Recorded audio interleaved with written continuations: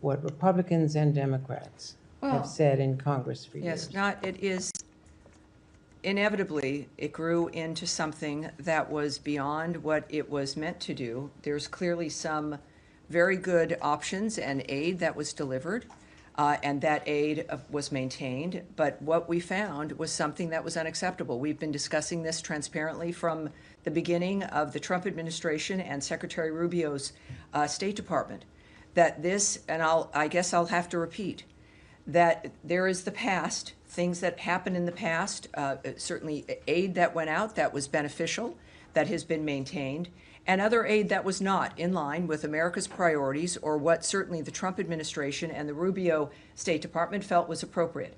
So they've taken action in that regard. It is also what I've said repeatedly, is even though the mechanism has changed because it grew unable to function in a manner where even auditing was something that was easy to do. There was a refusal to allow an auditing at the beginning of this administration. There was a sense that it was some independent organization, not something associated with the United States government. All of that is absurd. It led to, yes, a dramatic action to look at and to review and to audit the entity. We've done that. A great deal of aid has remained. A great deal has been suspended or cut entirely. It fit well within the nature of needing to reform the government as a whole via the president's executive order to do so and to save money. I'll repeat again, Samantha Powers, the last USAID director under the last administration at the end of 2024, complained in public statements that when she started, only 7% of aid money that was assigned to various projects and groups made it to its intended destination. And that's because of bureaucracy and layers of contractors. And she was proud that she got it up to 10%. All of us would agree that that's unacceptable.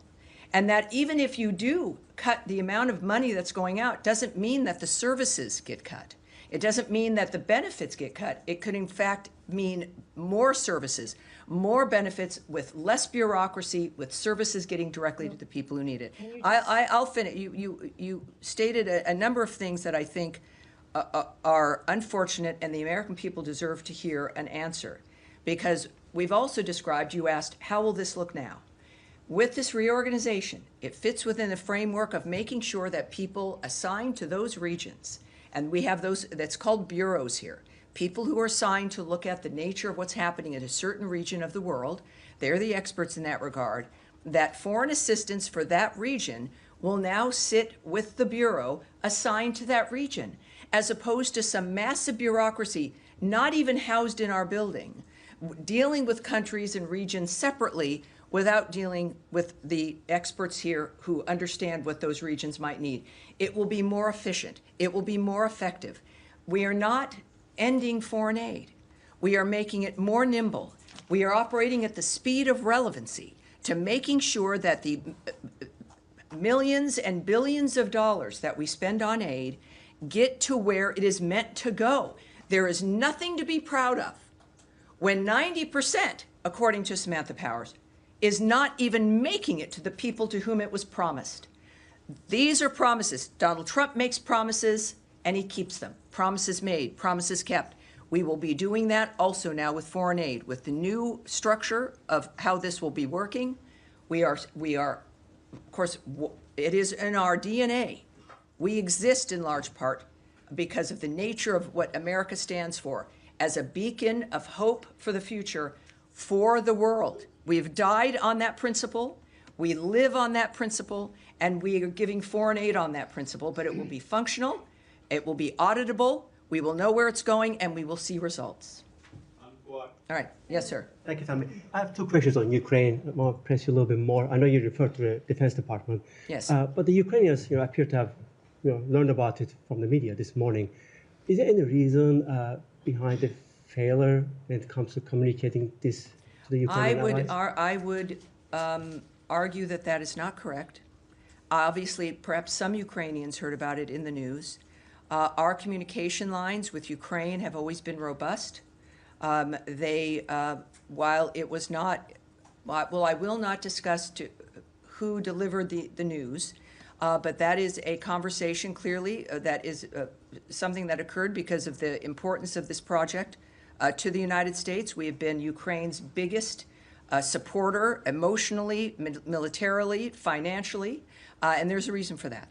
At the same time, as we've also said and the President has said, and the Secretary, that we in fact have got to make sure, because we have a global front of what it matters to America, and that's why we've been asking our European partners and allies and friends to also chime in because of the nature of the fronts that we are always dealing with around the world. And that is sometimes a decision. At the same time, the DoD statement made clear that they have robust options as we continue to work to assist Ukraine when it comes to the options that they might have. That's from the DoD, and I don't doubt that. So we should, I think, be cautious about judging the nature of what has just occurred, considering our commitment that remains for the country of Ukraine. I'll take it, Tammy. But the president, from the get-go, made it clear that his American first foreign policy objective when it comes to Russia-Ukraine war is to end the killing. And these are defensive weapons that Ukraine needs that for that very reason, to end the killing of Ukrainians by the Russians. How do you square that circle? Well, it's not, one doesn't need to complete the circle or square it. Our commitment hasn't changed. The nature of how we're able to make that commitment is going to be based on what is best for America first. It is the president's point of view, his guiding hand about the nature of what needs to occur. And it is certainly two nations at war. And America has made a huge difference in that regard. And the president still has worked to have people at the table, that this can only be solved diplomatically. That, of course, is the State Department's wheelhouse. And that's what he wants. He has made several remarks returning to this now with the Israel-Iran situation at least managed. And this is not something that the president is not addressing. It is clearly on our plate all the time. Certainly, he has specifically referred to the nature of the continued slaughter. It is unacceptable. It is a horrible dynamic, the targeting of civilian areas. The world knows this. This has been something that's been discussed. The president has expressed his fury over this issue, and that has not changed. So, again, be cautious as things move along from day to day. Yes, sir. Thank you, Tammy. Just going back to Gaza, I know you said you didn't want to go into details, but can you perhaps... You can ask. I might not answer. Well, I'm going to ask if you can perhaps speak more broadly then about what gives President Trump so much optimism that he can get the deal through within the next few days, especially given that the parties are still so far apart, with Hamas saying it wants Israeli forces out while Israel say it wants an end to Hamas. So there's a lot of daylight still between those two. Well, parties. Is there? Well, can you but you see, we should not. You're presuming a great deal, which people do have to presume, because the details of something like this, of course, do remain with the negotiating partners, the leaders of nations. What you can tend to see in the media often is just simply not true, or wishful thinking. But whatever it is, what I think we all have noticed, and this is not giving away anything, is that the Middle East changed a couple weeks ago, very dramatically. It changed forever. And the work of the President of the United States, thank God for him, is going to make sure that this is not a lost opportunity. We can say this simply by having watched him most of his adult life in some capacity, but certainly with what he's given up and sacrificed to be the leader of this country. So the Middle East changed dramatically. This is an opportunity in the midst of this new world to make a different kind of decision. He is optimistic. The president is very honest. Sometimes he's pessimistic, and he'll let people know. Again, he's a transparent man, which sometimes can be unusual. We're not used to always hearing it, but it's extremely helpful. So while I don't know the detail of what makes him optimistic, I know to trust him. I know to not second guess him. I know that we understand that he's in the midst of something that can change every day. That's also not lost on him. But the changes that he's been able to bring about has been brought about by the power of his personality and leadership, along with the support of an American government that is in line and embraces what he wants to accomplish. I think that is why he's optimistic. seems to be a different tone. I hope it works. Of course, again, these are all fluid situations, but he knows things that we don't. And I look forward to finding out if it's this week, if it's next week. But I'm grateful that he's the one making the decisions. Nadia. Thank you, Tammy. Just to go back to the Middle East, is the 60-day ceasefire proposal, was it the same one that Mr. Witkoff proposed to both parties, which includes releasing 10 I can't speak to that, 15? one way or the other. I won't give you details regarding that. No details at all? No, I'm sorry, I can't. Okay. Just now, you just condemned the attacks on civilians in Ukraine. Of course. Yesterday, there was an attack on a beach cafe in Gaza where 24 civilians were killed, including our colleagues. A female journalist was killed as well.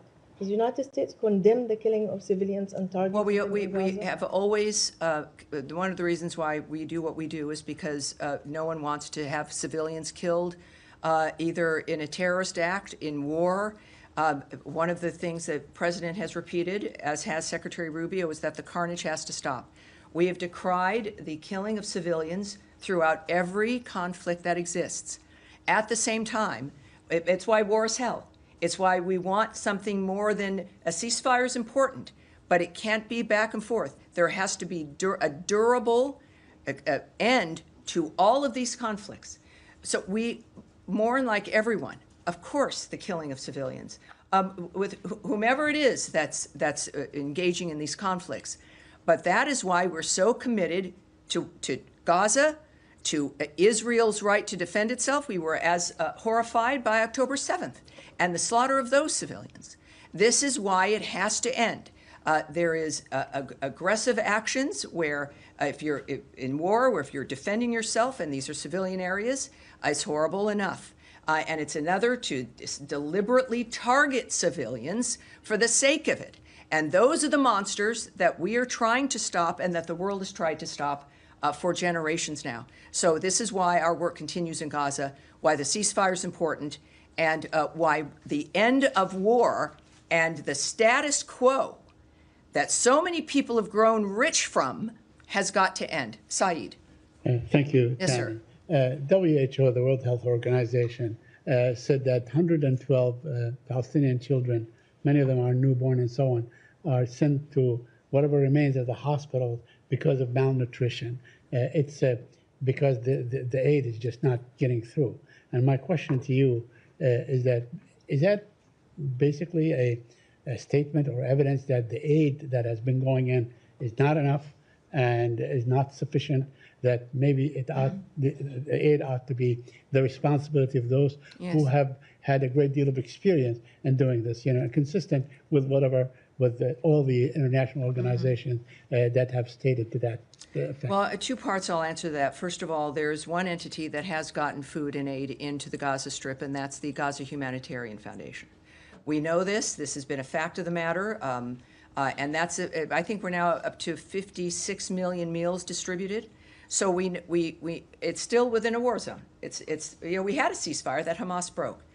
I would say on the other issue, when it comes to the horribleness of what happens in a war zone, in this case in Gaza, it is occurring because Hamas refuses. It broke a ceasefire on October 7th. It broke another ceasefire that was attained for the Gaza Strip. It is now refusing, at least up to this point, prior to the change in the Middle East, to continue to agree to another ceasefire.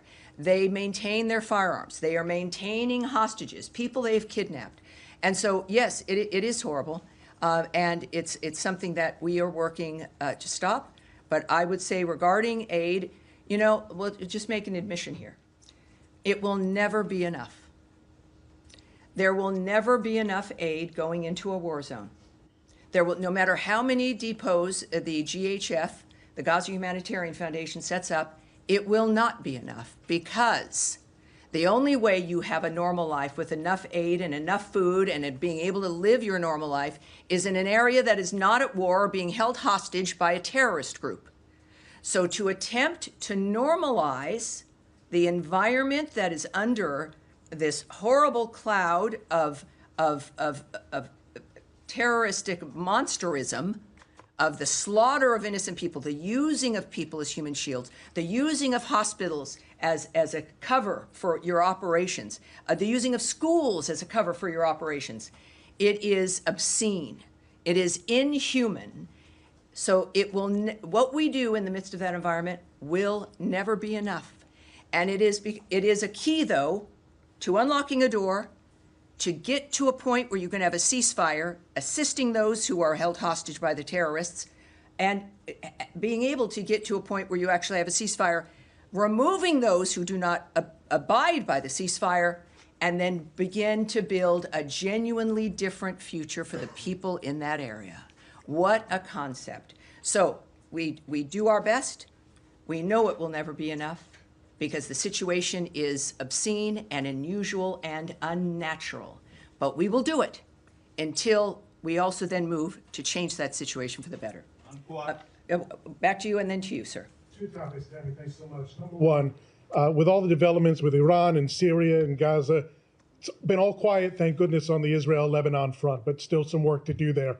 What are the challenges that remain at this point in disarming Hezbollah and in enforcing Resolution 1701? Well, I would direct you to the Israeli government in that regard. I think the thing that has changed the Middle East beyond, of course, the damage to the destruction, the obliteration of Iran's nuclear facilities, is the personality and power that is exhibited by Donald Trump and what he is willing to do, what the American government and military is capable of, and as a reflection of our genuine commitment for change, after exhausting all diplomatic options, is that he will do what else is necessary to achieve peace. That is something as a message to the entire Middle East, including to our allies, and to those who have stepped up as an example regarding the Gaza Strip, the regional partners there willing to step in and help make a difference for the future there. So the biggest issue, and again, for specifics, you'd have to speak to the Israeli government, but for us, we made that decision last year in November without knowing how it would need to be applied, but it's also because of the American people that we're able to send this message to the world that we are still here, we are still the team you can count on. America matters, we know it, and we're going to defend our country, which is what it needs to exist in order to have this hope for the future. All right, yeah, yes, Eric. Thank you, Tammy. Wanted to ask about, I understand the decision on which weapons to provide to Ukraine being one taken at the Pentagon, but from a diplomacy standpoint, does pausing the weapon deliveries for Ukraine make it more difficult to get Russia to come to the table in terms of a peace agreement or a ceasefire because it somehow relieves potential pressure on them? It's a very good question, but it's good that it's not going to be a factor because we haven't paused sending weapons to Ukraine. This is one aspect, one situation, one event that has been changed. As you heard from the DoD, there are multiple robust other options and efforts regarding the Ukrainian situation with weapons. Again, I don't speak for the DoD. I can only refer to their statement and to what they've stated very bluntly.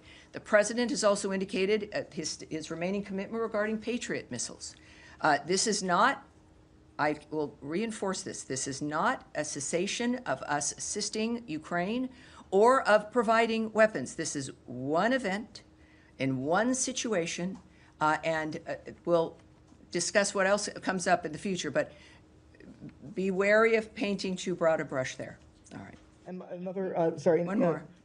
You just a few minutes ago put out a statement about about Secretary Rubio's phone call with the foreign minister of Mexico, Juan Ramón de la Fuente, in which they spoke about issues relating to transnational crime, terrorist organizations of which the Mexican cartels were declared in the first days of this administration. We were busy. We were busy. Yes. I was wondering if you could talk about the importance of the relationship with Mexico, but in particular the designation by the Treasury Department of Mexican banks that were involved in money laundering, and whether that was part of the discussion between the secretary and his counterpart. Well, other than what was on the readout, and for the Americans watching this, you too can see the reports of phone calls and meetings that we have. We put out things called readouts, which give some detail of a phone call, not everything, it's not a transcript, but you can go to state.gov, here I go, and you can subscribe, and you have a lot of different options. You can get statements by the secretary, you can get schedules, you can get just all kinds of things, and I encourage everyone to do that. But I would say that it's clear that we have an excellent relationship with Mexico. We have, and they've been very helpful regarding the border. The conversations are good. Of course, we've made some designations which help this country, but also the world, in recognizing certain foreign terrorist organizations for being such, and certainly criminal cartels. So I won't give you any more details about the call than what was publicly distributed for the most part, but I can tell everyone that our relationship is excellent, and this, of course, is part and parcel of the Secretary's theory regarding diplomacy, is that it's about people and it's about relationships, and we reinforce that all the time. I have a feeling I will never again hear from Matt Lee if I don't call on him because you seem to, maybe it's you have a shoulder issue, that you can't raise your hand. Did you have, like, I had torn rotator cuff surgery once, and it was very difficult to raise my hand. Well, actually, I do have a bruise on my elbow. Well, that's because you're sitting with your elbows on the table, not raising your hand. What can I do for you, sir? Well, actually, I have a very easy question. Do you know, is Secretary going to be joining the President and Prime Minister Netanyahu at the White House on Monday, or does he have other plans? The Secretary's schedule I can't discuss at this point. Sorry, it was an easy question and an easy answer. Okay. Is that the depth of it? Yeah. All right, sure. All right. Now, wait, hold on one second. You, sir, and then you'll go. Go ahead. Question on Iran. As you mentioned, Iran's nuclear program has been shattered by the U.S. and Israeli Has attacks. been past tense, but yes, but go ahead. The Iranian foreign minister has asked for assurances from the U.S. that there will be no attack on Iranian soil if the talks are going to be resumed, if there's going to be a resumption of talks between Iran and the U.S. What's the U.S. stance on this?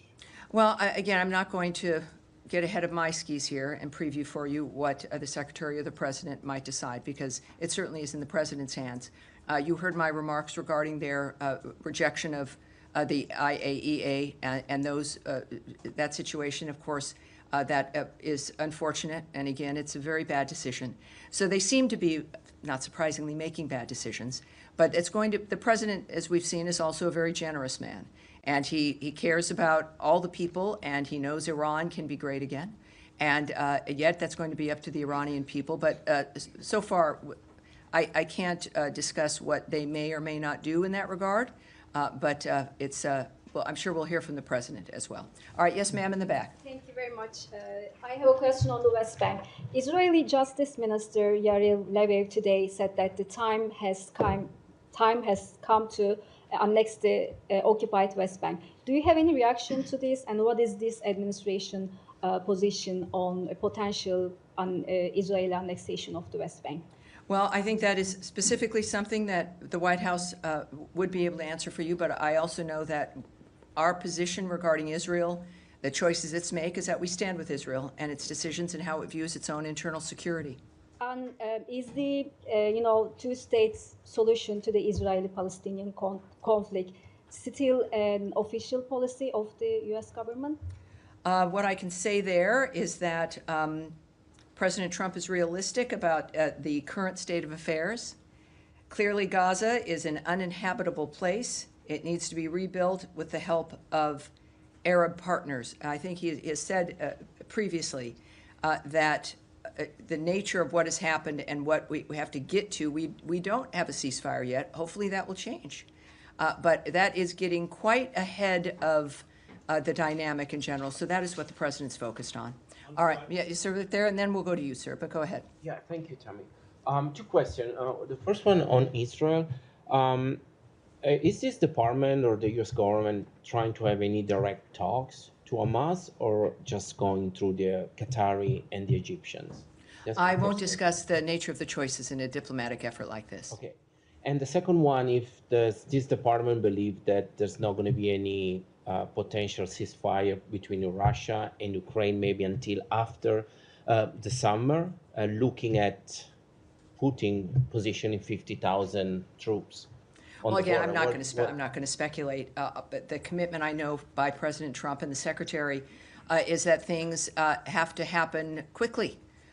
We've seen deadlines set. We've seen statements regarding waiting weeks versus days for the parties to do something, certainly for Russia to give an indication whether it was serious or not. So we are not an administration, obviously, that is going to let things go for months or a year. But I certainly am not going to speculate on what the timeline might be for a ceasefire, which the president stays focused on. Thank you. All right. And you, sir, in the beige jacket. Yes, sir. Thank you. How does the State Department interpret Iraqi Prime Minister statement that disagreements between Baghdad and Washington could undermine the relationship between both sides? And can you comment on? We're going to have to take that. We're going to have to take that back. But go ahead for a second one. Can you comment on reports that Iraq has moved to accelerate a radar system deal with South Korea in light of recent regional developments? We're going to take that back as well, if you don't mind, sir. When we say, again, for Americans watching, when we take something back, we get an answer for that reporter, and we get the answer right back to you, sir. And we will do that for sure. All right. Yes, go ahead. Thanks, Tammy. I just want to come back to USAID, given that the official closure of it happened this week. Sure. Will state or the administration be releasing a breakdown of how much it has cost to shut down USAID for the taxpayer to be able to see that? For example, how much does it cost to bring some 2,000 USAID officers back from the field to the US, including their family members? How much does it cost to do payment settlements for contracts and grants? How much does it cost to sever local staff? I love that there's now questions about how much things cost. I'm not used to those kinds of questions. I don't direct the nature of the choices that are made about what's conveyed, but I think that what obviously has underlied all of this and what we know when it comes to the saving of money is that we are saving Americans a lot of money. And I know it's going to be in the interest, as I will argue, to share with the American people, and we tend to share how much money we're saving them. Now, in the midst of us doing our work, there's also expenditures. There always is. So it costs money to run this building, as we are also saving money in other ways with things that were wasteful programs. So we will, certainly the American people will see the results of the fruitfulness of this work. Will that part be public or not? Well, I think certainly as they've been public in the past, certainly the Trump administration is public about money that's already been saved through a variety of work, including DOJ's work. I don't know how that will look, and I'm not going to get ahead of that, but I would think that, yes, obviously they're going to be proud of the nature of the money that is saved, and in order to make sure the American people know what that effort has gotten to us. Yes, ma'am, in the pink. Two questions. First question about the aid delivery to Gaza. Since there were so many Palestinians killed or injured during getting this, is GHF looking at all into another dynamic, another way to deliver aid into Gaza? And the second question, President Trump said many times that he has another vision for the Middle East. He wants a permanent solution for Gaza. This is a deal for 60 days. Could we look at this as he's laying the ground for a permanent ceasefire in Gaza, or is this just another attempt? What he does because he expects it to work and it leads to what he wants to accomplish. This is, in any dynamic, and certainly in this framework, as we've even said about Russia and Ukraine, you can't discuss anything else until the shooting stops. You can't discuss what the peace will look like until you stop killing people. That's clearly, I think, a very basic dynamic. In this case, of course, I think that there's when you've got to get a ceasefire, and then you can begin to look at what the next steps will be. And if there's a ceasefire, obviously it's elements that everyone has agreed to, which would also then lead to what President Trump's vision is at the end.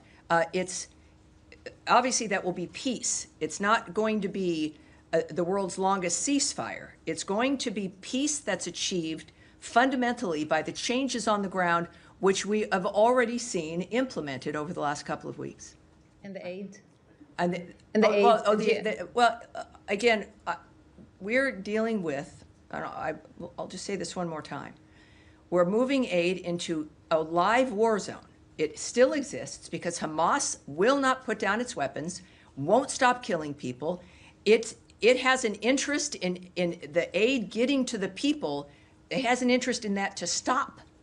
Their strength has been to control the food, to steal the food, to use food to make money, to use food to keep the Gazan people at bay, reliant only on them. It is dangerous to have people who are getting food, who are getting their meals, who realize that something else can help them other than the monsters who've been running their lives. So they have an interest in creating a horrible environment. It is a war. I think considering we've got, again, 56 million meals to date, and that is a dynamic. I would suspect that, like with every endeavor, there's adjustments that are made based on the situation. I don't have those details, but considering the success so far, we should all be proud of the nature of what's happened as we continue, because it will not be enough to go to a ceasefire and then to a durable peace as guided by President Donald Trump. All right. Yes, sir, you in the red tie, and this will be it. With the VOA Persian. Question, are you able to confirm reports that Americans have been arrested trying to leave Iran? I do, and I'm glad you asked that, because we heard about that very early on. So while we can't remark on individual reports, of course, we have long warned U.S. citizens not to travel to Iran, and that is especially true now. Anyone with a U.S. connection in Iran, including dual U.S.-Iranian nationals, are at significant risk of arrest and unjust detention by the regime. If you are not currently in Iran, do not go. If you're in Iran, please see our most recent security alert and make plans to safely depart. We understand that the Iranian American diaspora in the U.S. may especially feel the need to go. We are not immune from that desire. You go visit family members or loved ones. Do not go. Don't do it. You cannot help your loved ones from jail. So I think that's our position. I appreciate the question. And that's going to be it for today. All right, everyone. Have a wonderful Independence Day, 4th of July. And we will see you. I'll be here next week, Tuesday and Thursday, for more. And remember, state.gov, whether you're at home, here as reporters, sign up for all of our alerts, and also keep an eye on things, as Eric does, with the readout of the Mexican phone call there. Thank you, everyone. Thank you. Thank you, and I hope your shoulders, it gets better, Matt.